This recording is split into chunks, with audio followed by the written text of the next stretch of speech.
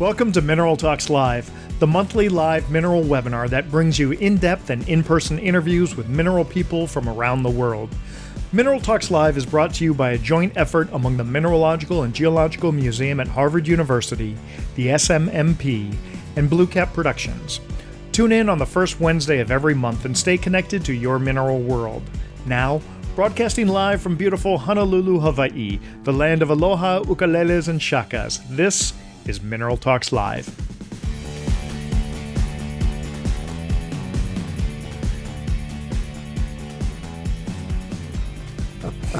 All right, well, welcome everybody. This is Mineral Talks Live. This is episode, I want to say 73. I'm not quite sure, but we are coming to you live from the Tucson Fine Mineral Gallery here in Tucson, Arizona. We are full swing into the Tucson show, and we had to shift our day. Usually we do this on Wednesdays, as you know, but we had to shift our show till Friday because we wanted access to our special guest, Lord Dave Wilber, who came into town yesterday. So, for those of you watching for the first time, and I'm going to explain it to you directly, Dave, this is a program called Mineral Talks Live. It's a monthly mineral talk show, and it's put together by myself, Blue Cap Productions, Dr. Raquel Alonso Perez, who's immediately to your left. She's the curatrix at Harvard Museum, the Mineralogical and Geological Museum at Harvard University. Wonderful. And then over there we have Dr. Eloise Gaillou. She is both the president of the SMMP, which is the Society of Mineral Museum Professionals, and she's also the curatrix at the Paris School of Mines. That's fantastic. So we've got a wonderful, wonderful team here. Yes. And what we do is every month we get together with different people in the mineral collecting world. So it would be curatrix, it would be curators, collectors, dealers, miners, researchers, media people, artists, all kinds of different people. Yes. And we sit down and we get to know everybody. And so what we're going to do is we're going to have this little conversation. A lot of people are watching, and they're going to be typing comments in at the bottom of their screen on the computer. I see. And so sometimes Raquel or Eloise may interrupt our interview and ask us some of those questions that the people are typing in. So it's an interactive format. So it's not just like watching television. Right. You're watching television, but you can also interact.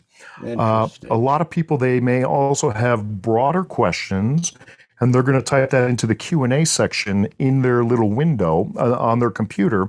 And then those are questions that generally Raquel or Eloise ask you at the end of the show, okay? So you and I are going to do the majority of the talking, and then we're going to have a section called the Quickfire 5. I warned you about this.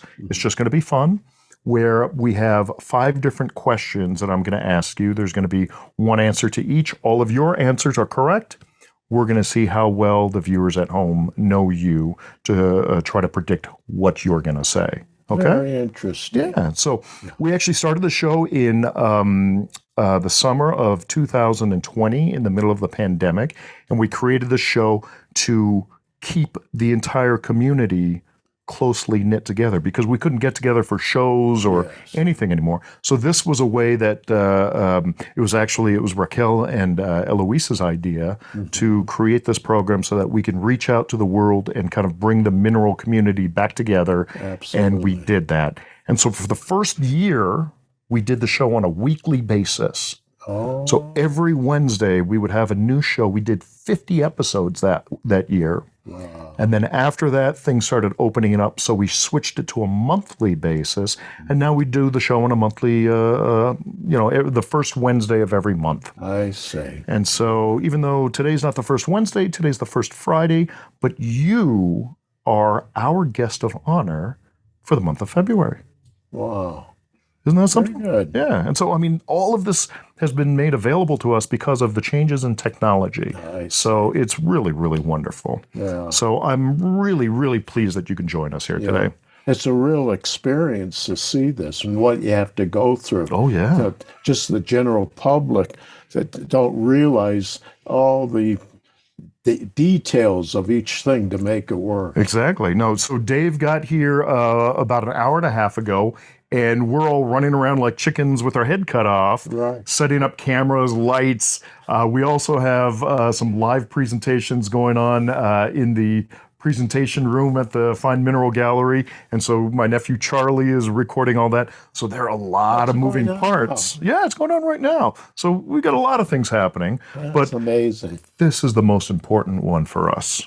Fantastic. Yeah. Yeah. So, Dave, the way I like to start all of these interviews is to talk to our guests about how they first got involved in the mineral world, how they first got involved or got interested in minerals. Right.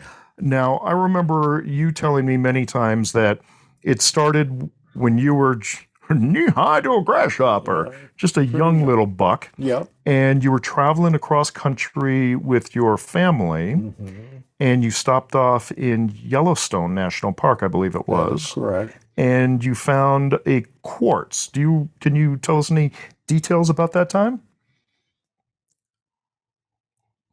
Be honest with you. There's so many things I've gotten involved with. And Oh, yeah, at certainly. my age now, I'm 85 years old. You're 85 years young. Yeah, it's better. Maybe I'll live to 100. Well, I'm sure you will. You're going to outlive all of us. I don't worry about it. I just go along and do my thing, and I get along with everybody and really enjoy the business aspect and the collectability of the collectors and so forth. And I really enjoy this. Absolutely. Well, I mean, it's so apparent in all the things that you've done in the mineral world over your lifespan. Yeah.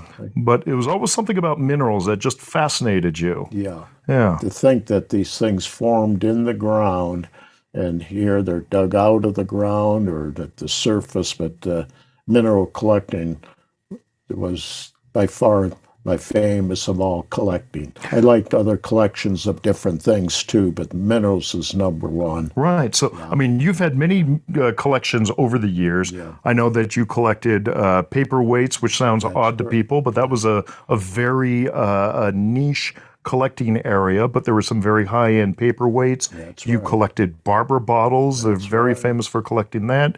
You put together a whole bunch of different collections. At one time, you were a big collector of Dreher carvings. That's correct. That's right. Yeah. And, Patrick Dreher is fifth generation. He's still working and right. still carving some wonderful stuff. That's exactly right. Yeah. And so I remember I brought you out to Hawaii one time to visit me at home. And it was, I have to say, it was an incredible experience because there was this one store, and there are 4 or 5 different locations in Honolulu. And we'd go into the store, and you were fascinated by these koa wood carvings of this outrigger canoe. Now, koa wood is a very beautiful hardwood that's native to the islands of Hawaii. Interesting. And you pointed out all these details in one of the carvings. Then we went to another shop and they had a similar one, and you started pointing out the differences. And I had known you many years by that time, Right. but it was fascinating to watch your mind work and see how someone who had no knowledge of either the wood or the type of sailing vessel that it was, that you could already pick out all these details and notice these things, because you always had an incredible eye for detail. And that certainly is what propelled you to fame in the mineral collecting world. That's true. Yeah, I know it's true. Yeah, the whole world knows it's true. Yeah. Yeah. So let me ask you, early on in your collecting career, who were some of your mentors? We talk about mentors these days as they're so important to help us along. And you've certainly, whether you know it or not, you've mentored many people. Who were some of your early mentors? Well, I have to be honest with you. Your father was very, very, very kind and gave me wonderful information, tips, and this and that and so forth. So a real gentleman. Yeah. Where some other people might be a little aloof and what have you, but your father was a very, very happy to answer questions and what have you. And then other people were involved in it, and I listened to them and just took their opinions and so forth. And then I analyzed it in my mind and just went from there, and I'm very pleased. Yeah. I mean, I hate to admit this, but I'm going to tell you that my father was dying of cancer, unfortunately, and so I had to quit high school. I Right. didn't even finish high school. That's right. That's right. And what did you do when you quit? You had to support the family. That's right. And so what did you do to support the family? Well, I start collecting the fine minerals, and your dad was a big help with that. And I got along fine. It all worked out, and I can happily say that I didn't even finish high school, let alone College or something. college Right. and all that. And I couldn't be more pleased. Now, when you quit high school, you started selling insurance, right? Was it? No, I think Prudential, was it? yeah, I was with Prudential Insurance Company, but I wasn't a salesman. Oh, okay. I just went to work on the computer system. Yeah. And then I just kind of worked myself up, and they promoted me to supervisor and all that. And not finishing college or anything like that, but I had 30 people working under me. And you were Prudential quite Life young at this time. Yeah, I was just in my 20s. Yeah. Yeah, that's remarkable. So you were, you had this role in Prudential. You had all these people reporting to you. You were supporting your entire family, and at the same time, somehow you found a way to squirrel away a little bit of money to start buying fine mineral specimens. That's correct. That's exactly what happened.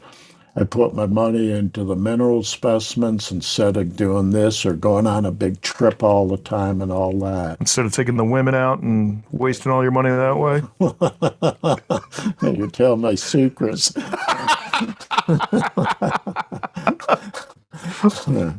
No, I'm very pleased with my life. And you know, how many people don't even finish school, Right, let alone right.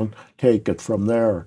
I have no complaints. Yeah. Now, we're not saying that you youngsters at home shouldn't go to school. We're just talking about this young man.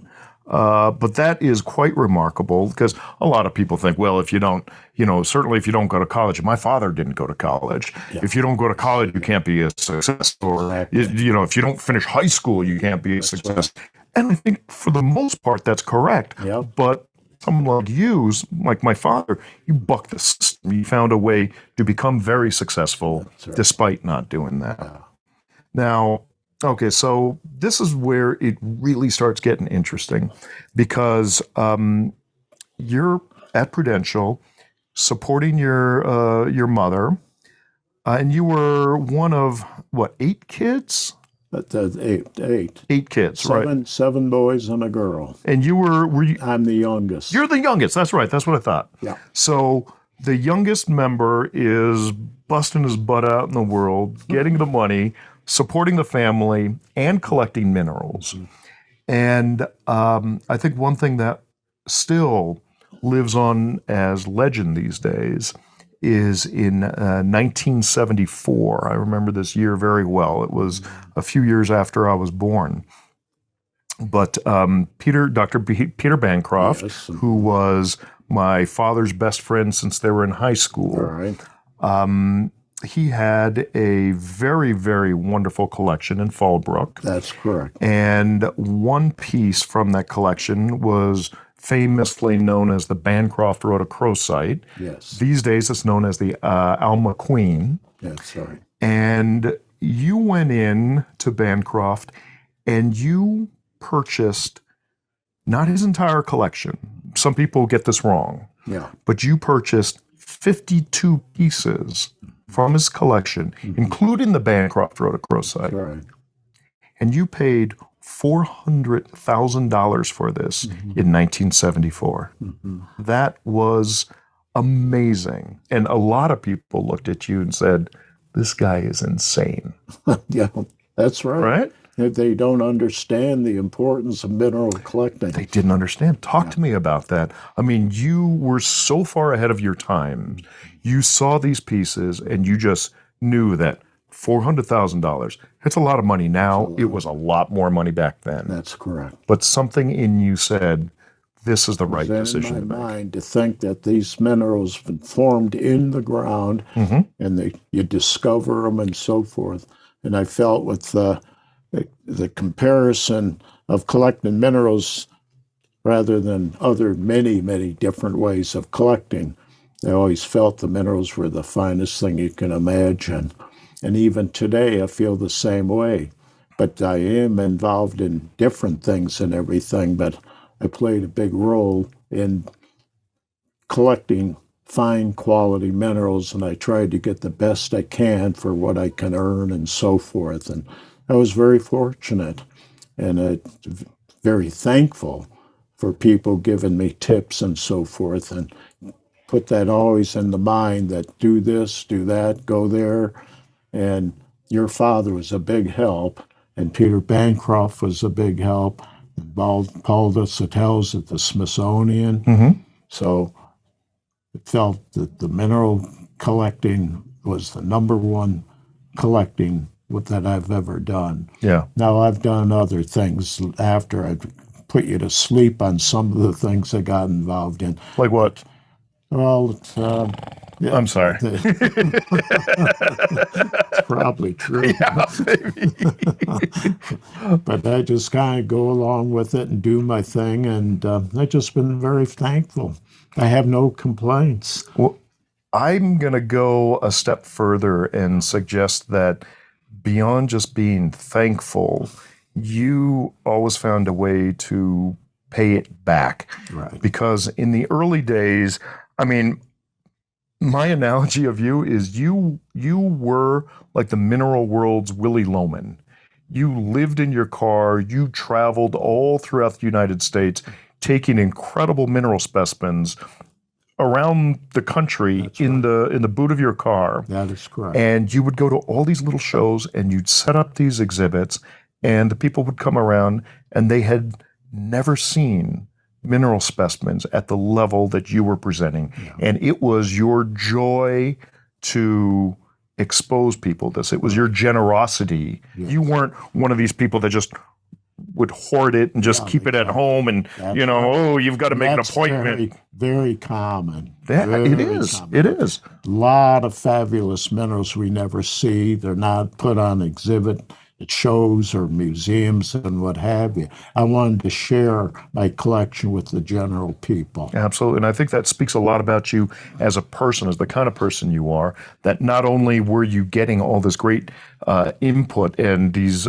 people helping you, but you were giving that same stuff back.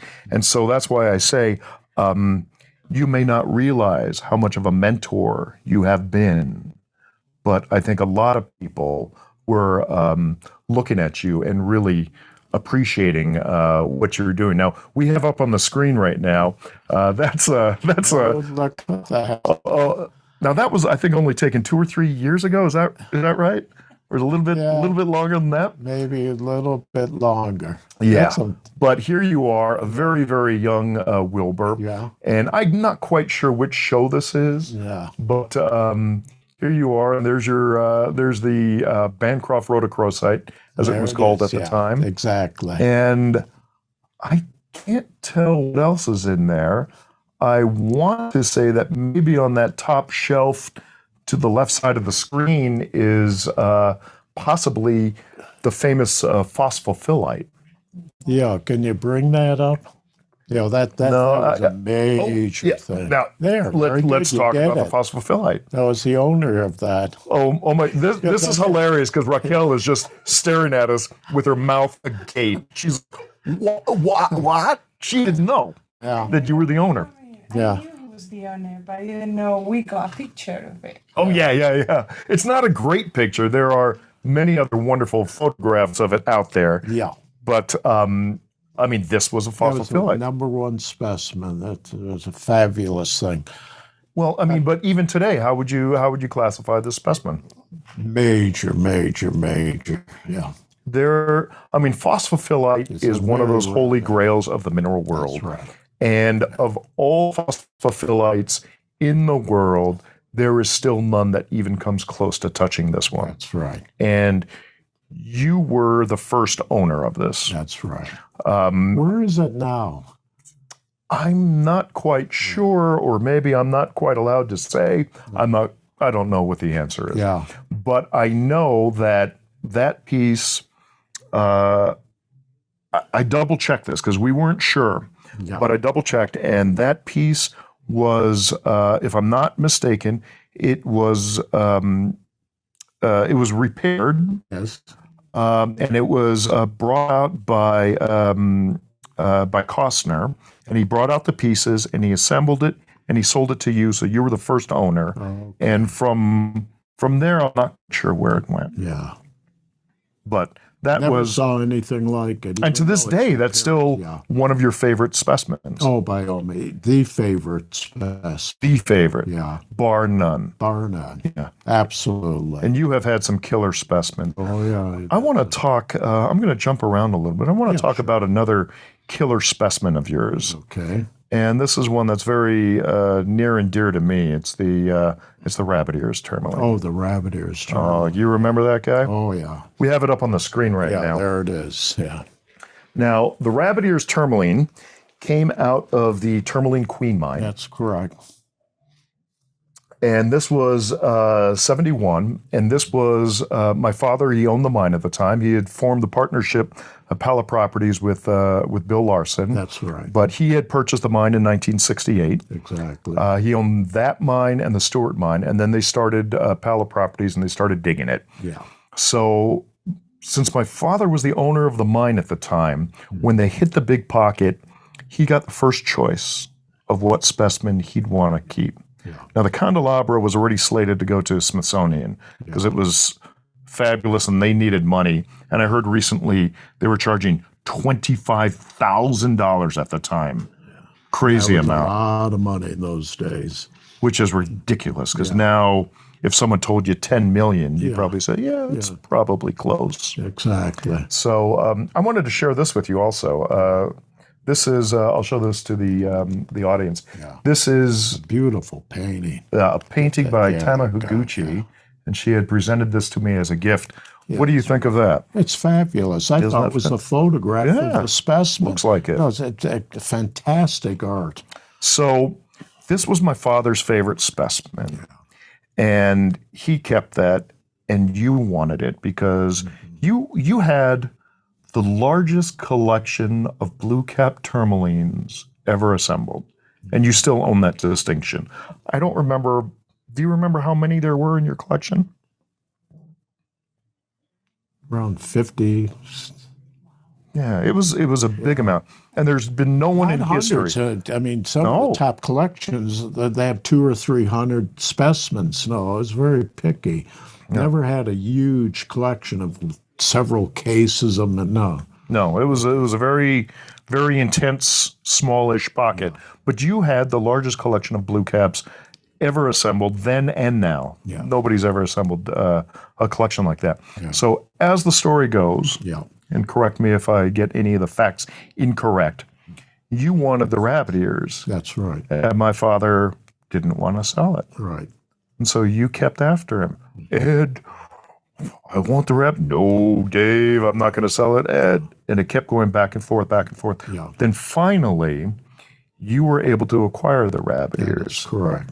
And you paid him a sum of money, which we discussed earlier, you think might have been, I mean, it's been a long time now, but it might have been anywhere from like 35 to, was it 45, 55, somewhere around there? That's dollars. right. Yeah. So you traded that sum of money. You said dollars, but $1,000. Right, $1,000. You're right. It wasn't $35. That'd be like, as much as he loved you, he would have said, Wilber, there's the door. Don't let it hit you in the butt on the way out.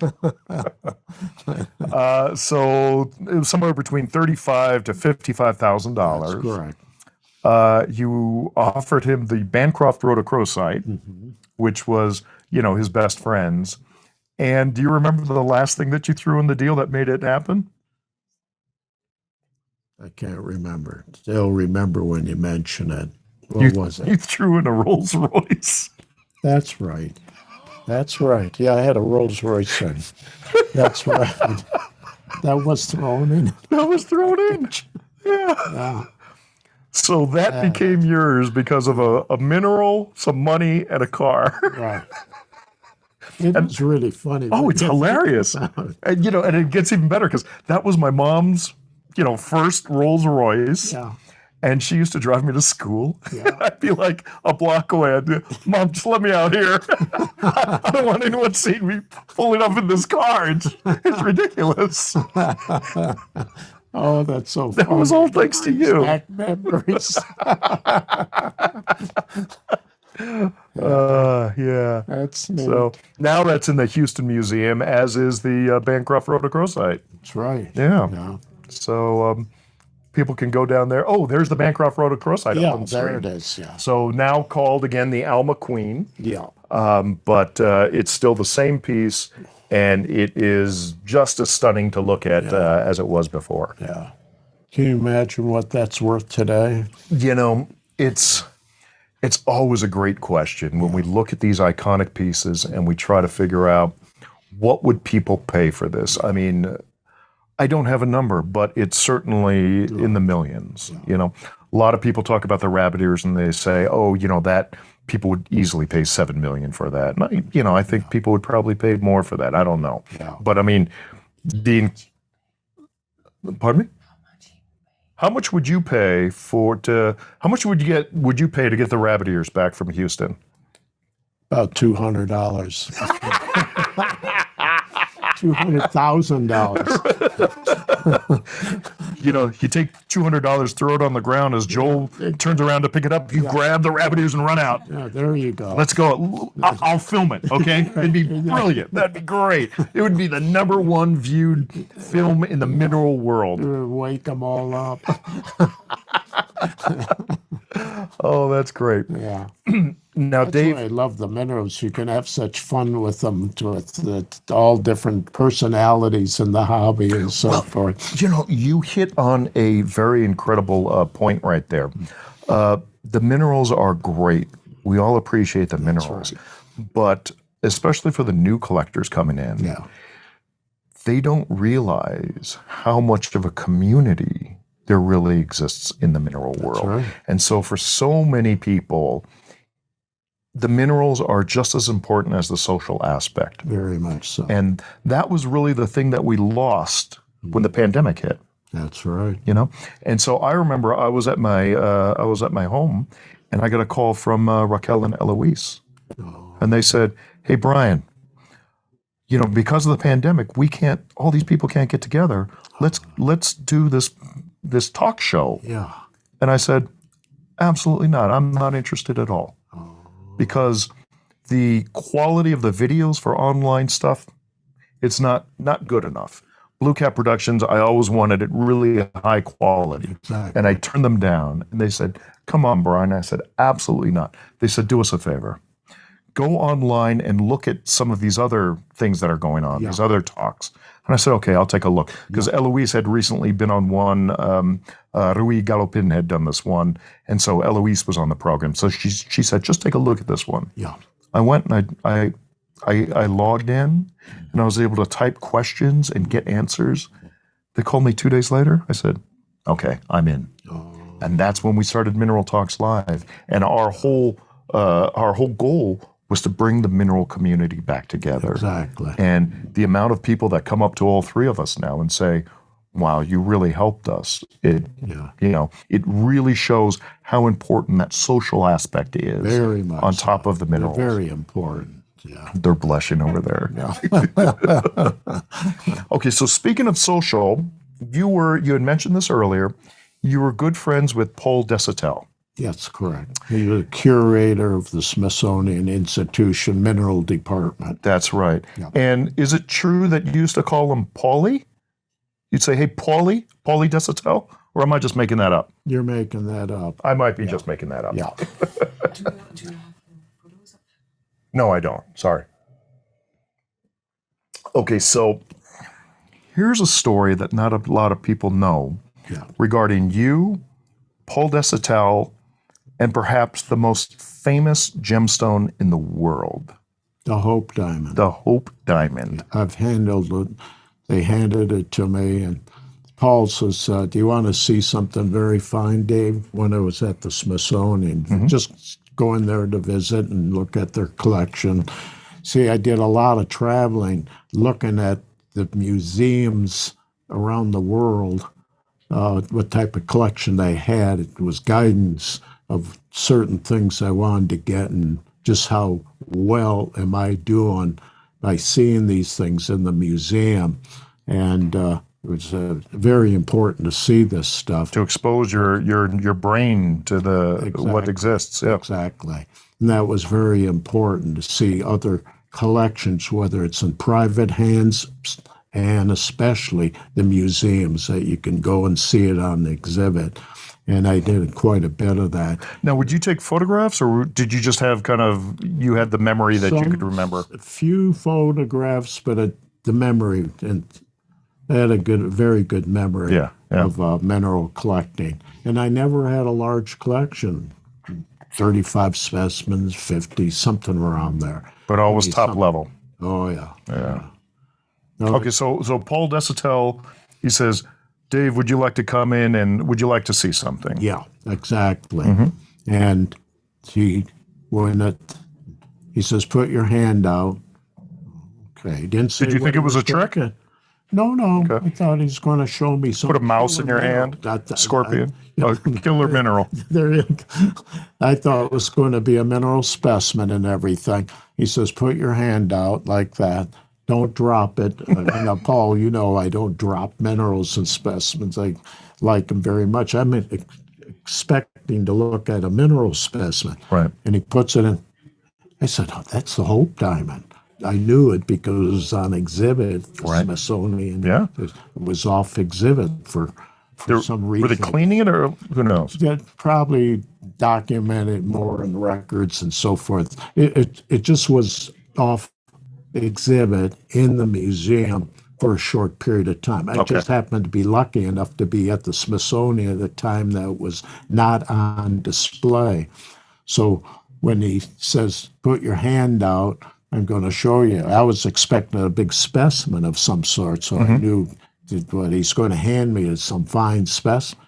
I said, Paul, that's a Hope Diamond, because I saw it on exhibit. Right. When I went to the museum, not only did I try to learn everything about the mineral specimens, but I happen to like gemstones as well. Sure. And the Hope Diamond is the most valuable, expensive gem in the world, and today it's worth a total fortune. Oh, I can imagine. Yeah.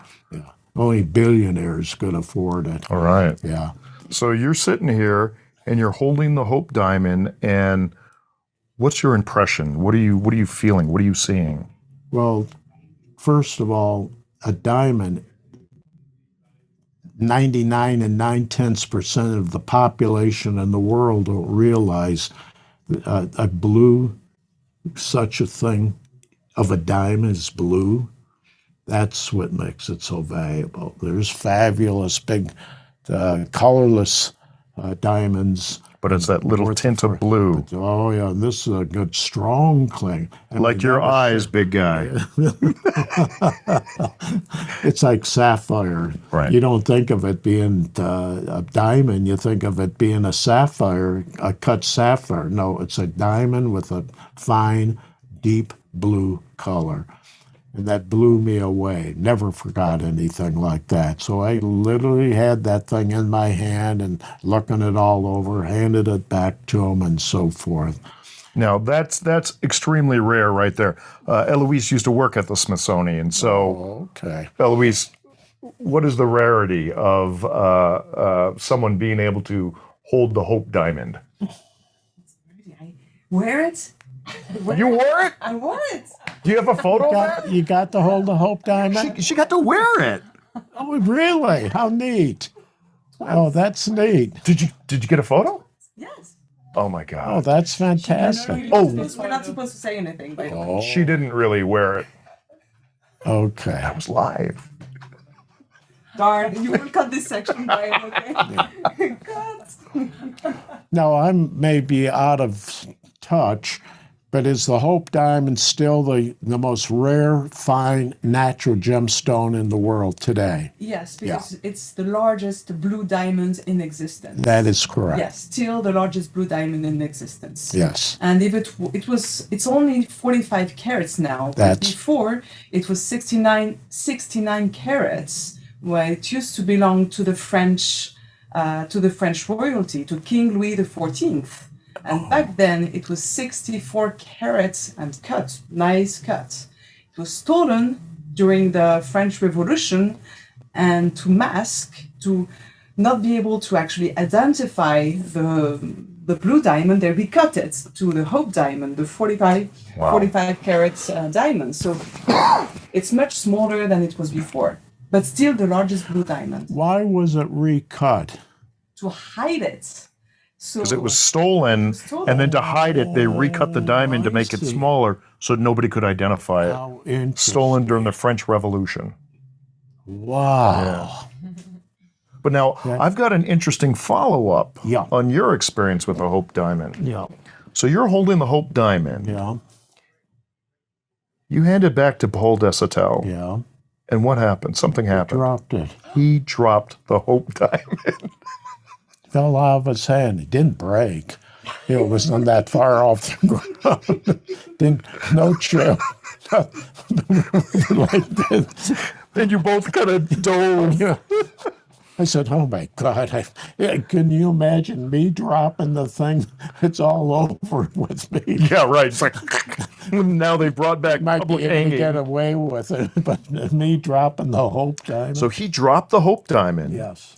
recovered it, and you both examined it, and it was fine. Oh, yeah. But because it was an incident, they had to reweigh it. That's correct. And what happened? Can't remember. Do you remember? No. When they reweighed it, they discovered that they had previously misweighed it, and it gained a whole carat. That's what it was. Yeah, It's bringing back a memory. Yeah, it wasn't weighed properly in the original time they got it. That's exactly right. So because you nonchalantly tossed the Hope Diamond to Paul Desautels and it hit the ground, it gained a whole carat. Yeah. It's amazing. That's the story.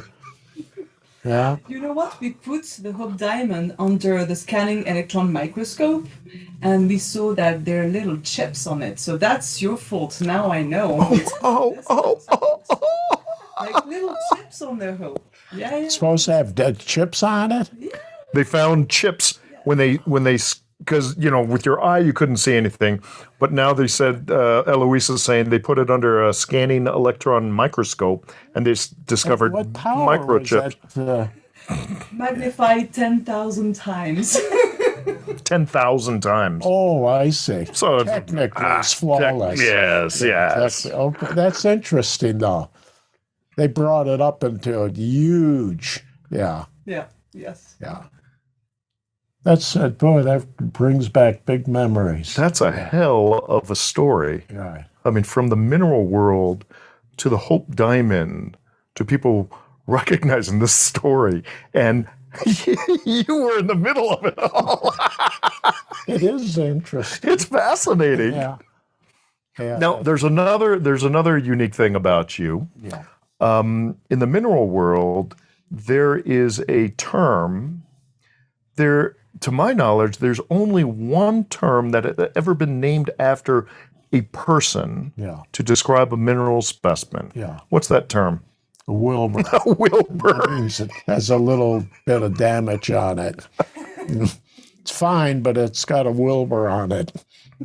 You were the only man who ever had a mineral term named after him. Yeah. Do you realize that? Guess so.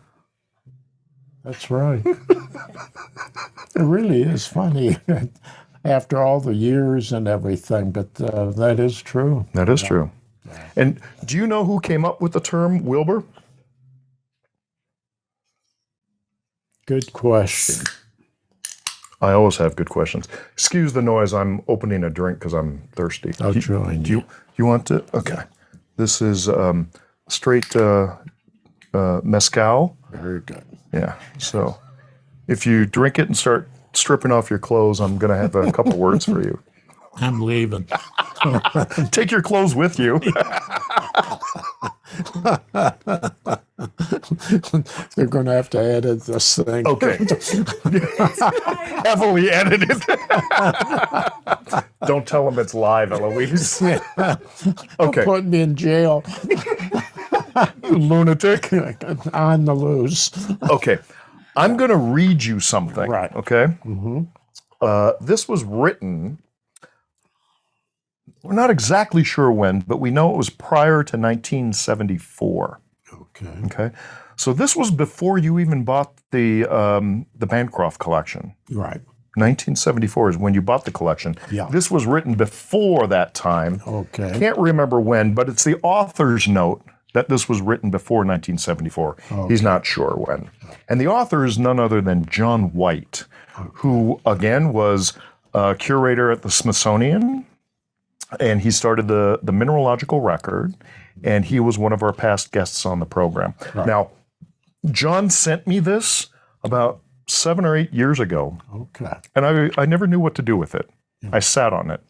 Okay. So now I'm going to read it to you Okay. because the title of it is David P. Wilber.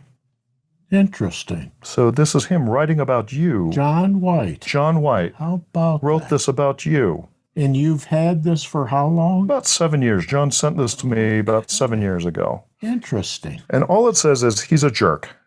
I'm kidding. Thank God. I'm glad you didn't respond. Thank God, I think he's a jerk too. Yeah. Okay, let me read this to you. Yeah. It's a little bit long, but I think it's very nice. Okay. Can I get a copy of it? No, I don't have.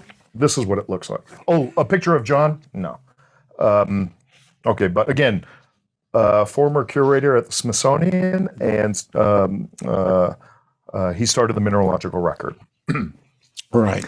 David P. Wilber, spelt correctly, B-E-R, not correct. U-R. That is correct. David P. Wilber by John S. White. Among mineral collectors, his name is literally a household word, a name that has become synonymous with the ultimate in quality minerals.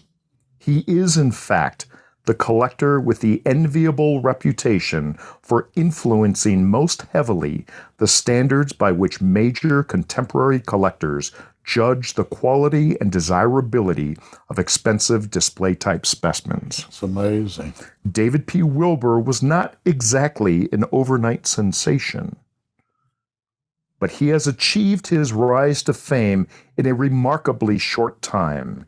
His dominance of a small clique of super collectors bellies his mere 38 years.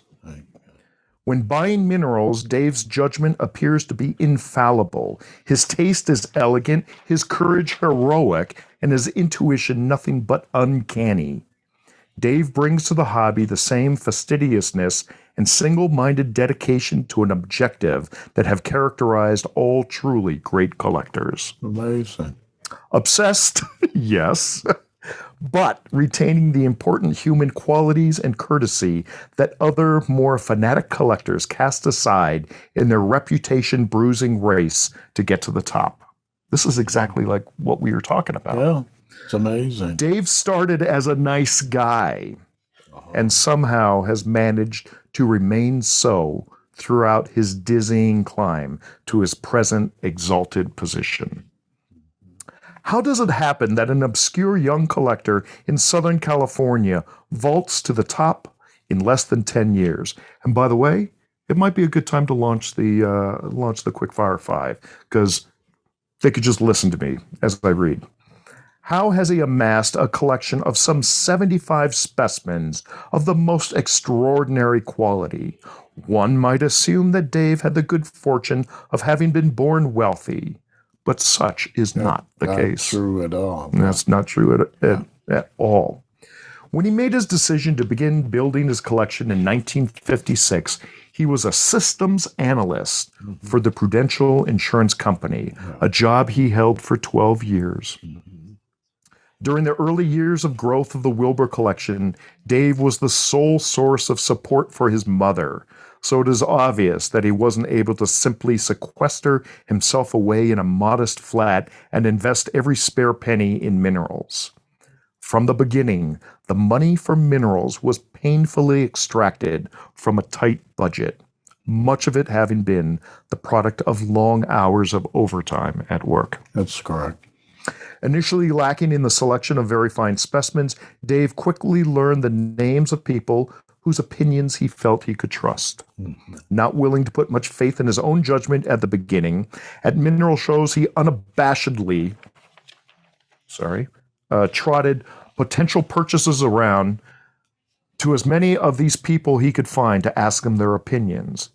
After a while, a predictable string of questions ensued that made Dave the subject of many jokes and not a little derision. One was never quite certain if Dave realized what a comic figure he was threatening to become.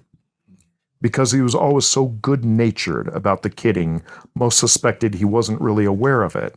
Actually, he had learned that even though many people were amused by his carryings on, his hand-picked experts still gave honest and important answers to his questions. So the queries such as, what do you think of this specimen? How many better have you seen? Is this a damaged area, bruise, or a point of attachment? Can this specimen be cleaned? Continued over an interval of several years. Imperceptibly, the questions ceased as Dave's confidence in his own judgment grew. Part of the reason I want to read this is because it's important for young viewers out there to understand that, it's the search of knowledge and the willingness to talk to people in the community that can make a great collector and a great collection. That's correct. I'll continue. Dave was buying very important specimens and was paying what were for him at that time very big prices. Ironically, in retrospect, they all appear to have been bargain buys because their values have multiplied since. Naturally, there were those who felt that Dave was a foolish buyer and was a sucker for any expensive pieces. They even suspected that many dealers had intentionally raised the prices on specimens in which they believed Dave would be interested. There may very well have been some of this overpricing, but it's not true that Dave was a foolish buyer. By some incomprehensible equation, he determined what a specimen was worth, and if the price was right, he bought it. He was very fussy over what he bought. We only have another page or so here, so we're coming to the end. Yeah. He was very fussy over what he bought. The crystals had to be undamaged. That's right. The specimen had to be sculpturally appealing, and the overall quality sufficient to place it among the very best in the world. He understood that he was going to have to pay a premium for such specimens, and he paid it without reservation. He also had a great talent for recognizing that certain specimens had hidden qualities and could be vastly improved through careful trimming. And he is a master of specimen cleaner. And you were actually one of the first that started trimming minerals. That's and right. Companies like MCP, which is outside my door with Federico Pizzotta, they all kind of came from what you had started. Yeah. Interesting. So let me finish up here. One more paragraph and then a footnote. When the first cabinets of the David Wilber collection were publicly displayed, it became obvious to all that Dave was on his way to great things. Few onlookers, indeed, if any, had ever seen so many superb pieces gathered together in one case. Now, this is from John White? This is from John White. When did you get that? About 7 years ago. And I've been sitting on this because I was never sure how I could share this with you so that, it's wonderful. Yeah. And he adds one final footnote that I love. Footnote. It was I who introduced the term Wilber, meaning the category of least visible, virtually imperceptible damage to the crystal. So it was John White who came up with a Wilber.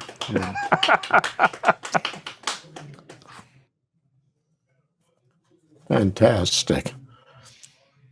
Couldn't I get a copy of this? That's yours. Oh, that's the original that I read on air. You get to keep that one.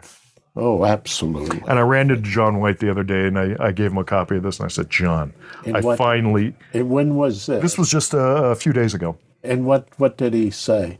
I handed him this, and I said, you sent this to me years ago, and I'm finally going to be able to do something with it. I'm going to read it to Wilber on our live interview with him. This was just a few weeks ago? No, just a few days ago. I told him I was going to do this, and he said, this is incredible. He was so happy about that. So hopefully we'll get a chance to run into John. I know he'd been here at the Fine Mineral Gallery a few times, so hopefully we'll get a chance to run into him. Fantastic. Yeah. Well, Okay. that's great. Yeah. Dave, This is something I can just ask because Dave, I know Dave, doesn't know me, but I know Dave because of all the shows we've been doing together. the What's Hot in Tucson What's program. Hot in Tucson. see Also that? for me, I know you very well because you have been in my life for like as long as mineral shows existed. There's a lot of people I know. I mean, I don't know, but they know who I am. Yeah, they can't remember everybody. Of course, but Yeah. because you never met us in the first place. We watched you on the What's Hot in Tucson and all the other shows. Fantastic. Yeah. That's great. So let me see if, Wait, can we show this one? what's this? This- Oh, look at that. This is a photo, for those at home, this is a photo that was taken in 2007. Okay. And what this this was What's Hot in Tucson 2007. Yeah. The first time Dave and I ever did What's Hot in Tucson. I had this crazy idea. I called Dave, who obviously was a lifelong friend of my father's, and I knew ever since I was a little kid. Yeah. And I said, Dave, I got this crazy idea. I explained What's Hot in Tucson Yes. to Dave, and he said, come on down, let's give it a shot. Now, you'll notice this is the only photo of Dave in a What's Hot in Tucson environment where he is not wearing a What's Hot in Tucson shirt, because in 2007, I didn't know what we were doing. We didn't even have shirts back then. The first What's Hot in Tucson shirt we made in 2008. So this is the very first time. Look at how young we both are. Yeah, it's amazing. I miss that hair on both of us. You're losing a little hair there. Oh, not alone, not only a little. Yeah. Yeah, that's amazing. Yeah, I'm 85 now. Yeah. Yeah. Well, okay. 85 in 2 months. Do we have questions from the audience? Yeah. Because there's, I think there's one thing I want to do for Dave before we end the show. Or no, I'm sorry. We do the quick fire 5 now, don't we? Okay. All right. Quick fire 5. I thought I printed it out. I didn't, but I have it on my phone. Okay. So Dave, I'm going to ask you here. Let me take that. I'll just put this down carefully right here. Yeah. I have 5 questions I'm going to ask you, I hope okay? I can answer them. Oh, you As can I get older, I'm just more forgetful. Each question has 2 answers, and I'll read both answers, and you tell me which of the 2 answers appeals to you better. Okay? So it's very simple. Like if I were to say, what's your favorite color, red or blue, what would you say? Right. Blue. Blue. See? Yeah. It's going to be just as simple as that. Okay. Are you ready? Yes. Okay. And the audience at home, everybody watching the program, they've already answered these questions. They're trying to guess how you're going to answer, okay? I see. Okay. I hope I can do it right. Oh, you can do it. I mean, Can you know, that be an old geezer? everybody out there is saying, God, I hope I guessed it right. Yeah. Yeah. Okay. So, question number 1. Yeah. Favorite dessert, ice cream or cake? Ice cream. Just like that. That's as easy as it goes. Favorite dessert for Wilber is ice cream. Okay. Question number 2. Are you ready? Yep. Favorite lunch, ribs or salad? Ooh. It's going to be the ribs, but salad's more important, but the ribs, so they do like. We're not talking about which is more important. Which is your favorite? Ribs. Ribs. Question number 2. Question number 3. I honestly don't have the answer for this one. Question number 3. Yeah. Your favorite saying, holy cow or slap your grandmother? Holy cow. Holy cow wins. I was certain it was going to be slap your grandmother.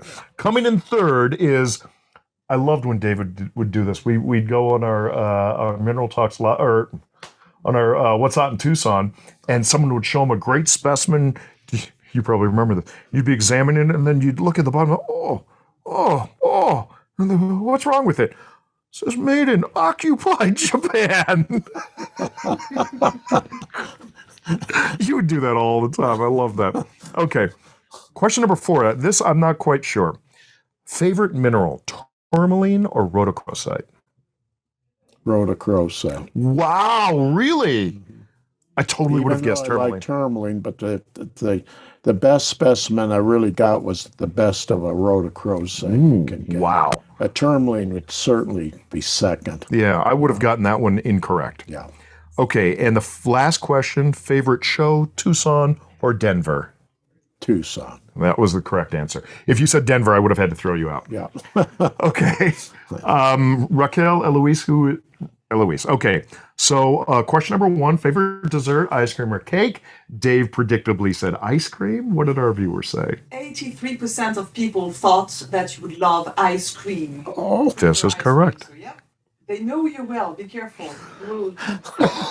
You'll be impressed. I think that you have a lot of followers that know you well there. Yeah, absolutely. Okay. Question number 2, favorite lunch, ribs or salad? You went with ribs. What did the viewers say? Ribs. Ribs. See, people know you pretty darn well, Dave. Yeah, they really do. Okay. Question number 3, favorite saying, holy cow or slap your grandmother? Dave went with holy cow. What did the viewers say? 88% said, holy cow. Yeah. That's because they watch What's Hot in Tucson. That's right. That was one of your favorite sayings on the program. That is correct. Yeah. I would say slap your grandmother's third, and made in occupied Japan was second, third, whatever. My numbering's off. Okay, question number 4, favorite mineral, tourmaline or rhodochrosite? In a surprise upset, Dave went with rhodochrosite. What did our viewers say? That turned everybody off. People answered tourmaline. Yeah. I like tourmaline, but the top rhodochrosite. Tourmaline's a lot more available compared to the rhodochrosite. Yeah. Because I really had a wonderful rhodochrosite. Yeah. Yep. I'm going to take you over to Patrick Dreher's room and show you a rhodochrosite carving he did that will blow your I'd mind. like to see that, yeah. Okay. Question number 5, favorite show, Tucson or Denver? You answered correctly, Tucson. What did our viewers say? 91% answer Tucson. There you go. 91? 91%. Yeah. Yeah, Tucson, that's where it's all, every year. I want to bring up one other thing because I just mentioned Patrick Dreher. Yeah. You were a very early Dreher carver collector. That's correct. And you collected, and you knew his father, Garrett, very, very well. That's correct. Nowadays, any Dreher piece that we find has their initials carved in it. That's correct. Either GD if it was carved by Patrick's And father. I told them they need to do that. That's correct. 100%. Prior to that, they would not sign their work. Yeah. But you were with Patrick's father That's right. in Idar Oberstein, and you said, Garrett, you need to sign these works. Yeah. And from then on, they did. And it's, good, yeah. you know, it really speaks to the influence. And I know because I saw this with my father, you don't realize the influence that you have had on the mineral world or the people that have been affected by things that you've done. I mean, it is absolutely amazing. If we were to line up the people who were influenced by what you have done, it would be thousands and thousands of people. The mineral world owes so much to what you did and who you are as a person, because what you did was only possible because of who you are. So I really appreciate that, and I find it extremely interesting that these people are out there and they appreciate what I've done in the whole hobby. You are legendary. You really are. And I want to take just a moment before we get to the questions from the viewers. Yeah. To present something to you, okay? Yeah. So, since 2007, you have been running around with me 11 years, Yeah. 2007 to 2018. Yeah. And that's when you moved out of Tucson. But you've been running around with me asking the question, what's hot in Tucson? Yeah. And Dave, it's 2023, and I finally know the answer to what's hot in Tucson. And I want to present it to you.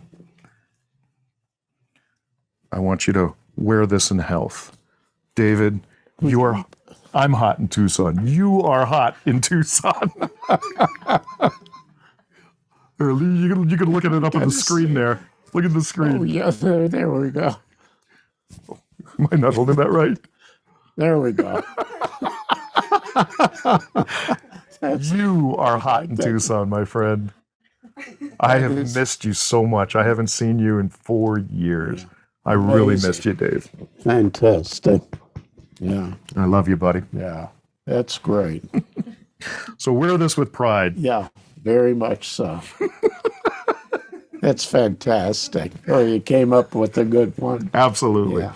All right, we're going to go to Raquel and Eloise. Looks like Eloise with questions. These are questions that the viewers have that they've typed into the computer that they want to ask you. So you'll have a chance to answer them directly. Yes. Oh, it's fantastic. Yeah, I'll try to. Getting older, start forgetting some of these things, so I'll do my best. That's okay. If you fumble, I'll make up an answer for you and whisper it to you. Yeah, exactly. Don't worry, it was mostly comments that people commented on the chat saying, great interview, awesome Dave, so grateful. I've really enjoyed hearing all of his tales. Thank you for bringing this to us. He is the legend. He is. Without doubt. He's the GOAT. Who else? Exactly. That means greatest of all time, not the animal. Yeah. So if you start going around, I'll be like, Dave. Sorry, I should have explained it. This episode is so heartwarming. Gratitude, sincere love and gratitudes. And like it's Barbara, it's Matthew, it's Gerhard, and Beth, Dana. So we have a lot of positive comments. People love the interview, so they're all really grateful. This is all coming out now. Yeah, yeah. It's amazing. I see a lot of hearts popping up on the streets, like hearts. People are sending hearts to you. Barbara had a question. What is the story about the huge gold ring that you used to wear during the What's Hot in Tucson episode? So you had a ring. Well, okay, this I've had longer, but this is a black star sapphire. This is a 23 karat gold mounting, but nice black star sapphire. It's this one is relatively new. This is a natural fine blue star sapphire. It show it in a direct light. It's a fine blue. This is far more valuable than this. Yeah, I've seen it from far away. It's the color, just the color is amazing. Yeah, this is a fine deep blue, and it's perfect star. Do you notice how quickly you switched into what's hot mode where you're talking about things? Well, now it's brilliant to watch you. It's great. I mean, if we had a mineral specimen and just handed it to you, you would do an excellent job of describing it. Oh, yeah, by all means. Do you know someone called Anthony or Tony Albini? Tony Albini. Tony Albini? Does that Oh, that sounds familiar, the name. he said he remembers your time getting petrified wood. Oh, yeah. That's one of his big things now. That's a very good point you brought up, and I'd be glad to answer it. Yeah, and I want it recorded. I have an extraordinary, and you'll laugh because I'm known for top quality minerals and everything. Right. Well, petrified wood is a mineral. It's no longer petrified wood. It's quartz, basically quartz. Well, I have an unbelievable collection of petrified wood. When you have a piece of petrified wood of a scene, and the petrified wood is kind of dated around millions of years, 100 million years. I can't remember the exact number, but petrified wood is very old. Well, I have pieces of petrified wood with a scene in the piece. The country scene, you look at it, it looks like a picture. was taken. Yeah. Yeah. So I have what I would consider a very important petrified wood collection. It's a joke compared to what I used to have in the mineral world, but I still have something in the mineral world. I do have a fine petrified wood collection. So you have not stopped collecting. You're the consummate collector. That you are is correct. constantly building something. Yeah, I'll go for something if it's right and what have you. But this petrified wood collection, I can't even think of any collection. It's a joke compared to the regular crystallized minerals, but it is an extraordinary collection. But, I mean, the point is you enjoy it. Yes. So it's not a joke. Yeah. You know, if you enjoy it, if you take pleasure out of whatever activity in collecting, then that's perfectly valid. And I think that's important for mineral collectors to understand also. That's true. You don't have to collect just to get the accolades and recognition from your peers. You collect how you enjoy collecting. That's correct. Yeah. And that's something that you've mentioned many times in the What's Hot in Tucson years. Right. Yeah. So the question was, did you get any new petrified wood recently? Recently? Yeah. Ooh, there is an answer to that now. Because I was just thinking, do you know, I really have these rare petrified wood pieces. And I said, who in the world has a collection like this? It's not large. You know, it's not like, oh, he's got hundreds of pieces. I think I have around 35 or 40 pieces of petrified wood. It's the ones that have a real picture. Something interesting to look at. Yeah, you look at it and say, I can't believe that was wood at one time. I think it was 2015 or 16. You had one of them, you put it on exhibit at the TGMS. The case wasn't the right case. It wasn't the right lighting. Yeah. But I seem to remember you had a piece that you had on exhibit that you put on display. Yeah. So I'm still with minerals. A lot of people think Dave out of the mineral. No. I appreciate the petrified wood and appreciate needless to say, all the people that know me and a lot of the people gave me tips and so forth. And so I definitely have no intention of dropping out of the hobby or anything like that. Good. Yeah, staying right with the hobby. Wonderful. Any other questions? Last questions. I didn't understand. Gerhard was asking about your glasses. Oh, the gold glasses. Remember those? I have. You still have those? Oh yeah, I have. Yeah, it's 23 karat gold is what it is. It's not like 14 karat. It's and they're heavy. They are heavy. It's almost pure gold. Was this Gerhard Wagner? Yes. Okay. That's funny. So Gerhard Wagner is a dear friend in Germany. Yeah. And let me give you one more example of how your influence changed the world. Okay. We had been doing What's Hot in Tucson for 3 years at that point, and it was getting very popular. Yeah. And Gerhard Wagner had come to Dallas, and that's where I met him for the first time. I see. And he introduced himself to me, and he suggested, let's do a What's Hot in Munich. And very few people know this part of the story. Wow. And I didn't know it until years later. But Gerhard Wagner was personally, 99.9% responsible for making What's Hot in Munich happen. If it wasn't for him, What's Hot in Munich may never have come about. So it was the first expansion of the What's Hot series from Tucson to Munich. He was also, as he remembers quite well, the first host that we had for What's Hot in Munich. Now Alan Hart is the host of What's Hot in Munich. But that then developed into What's Hot in Sainte Marie. Yes. So and you've been with me to Munich as we've done What's Hot in Munich together. That's right. But it was all because of Gerhard Wagner, who was a fan of what we were doing with What's Hot in Tucson. Fantastic. And again, it all came back to you. You started It's that. amazing. Yeah. See, my daughter, I have my daughter here and everything, that boggles her mind that I've been involved and so many people know me and all that. Well, I think she's watching. Debbie, I think you're watching along with... Actually, I have a comment here. There is the watch? Debbie Wilkinson writes Yep. me a message Yep. saying, "We love you, Dad." From your 3 kids outside of the room. Great show, Brian. Thank you for doing this. So Brian is opening the door.